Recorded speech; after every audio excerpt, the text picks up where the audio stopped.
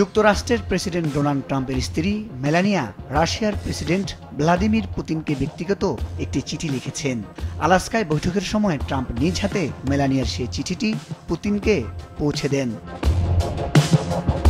স্লোভেনিয়ায় জন্ম নেয়া Melania president ট্রাম্পের সঙ্গে আলাস্কা সফরে যাননি, তবে এক ভিন্ন মাত্রা নিয়ে হাজির হলেন মার্কিন ফার্স্ট লেডি মেলানিয়া ট্রাম্প। বিশ্বের দুই শক্তিশালী দেশের হাই প্রোফাইলের এই দুই নেতার বৈঠকে সশরীরে না থাকলেও ব্যক্তিগত এই চিঠিতে তার উপস্থিতি জোরদারভাবেই থাকল। শুক্রবার হোয়াইট হাউসের দুই কর্মকর্তা চিঠি দেওয়ার এই তথ্য নিশ্চিত করেছেন। কি আছে সেই চিঠিতে, কেনই বা পুতিনকে চিঠি লিখলেন ট্রাম্পের স্ত্রী, এই নিয়ে উৎসাহ সকলের।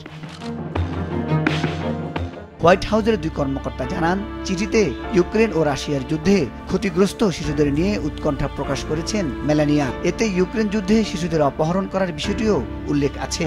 আপাতত চিঠির বয়ান সম্পর্কে এর চেয়ে বিস্তারিত আর কিছুই জানা যায়নি।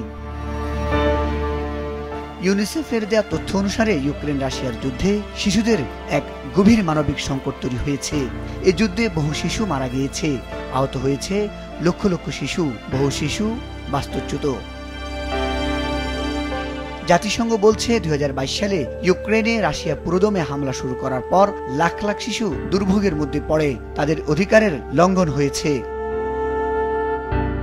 শুক্রবার যুক্তরাষ্ট্রের আলাস্কায় অঙ্গরাজ্যের অ্যাঙ্করেজ শহরে মার্কিন সামরিক ঘাঁটিতে ট্রাম্প ও পুতিন প্রায় 3 ঘন্টা বৈঠক করলেও ইউক্রেন যুদ্ধ নিয়ে কোনো যুদ্ধবিরতি বা চূড়ান্ত কোনো চুক্তি হয়নি।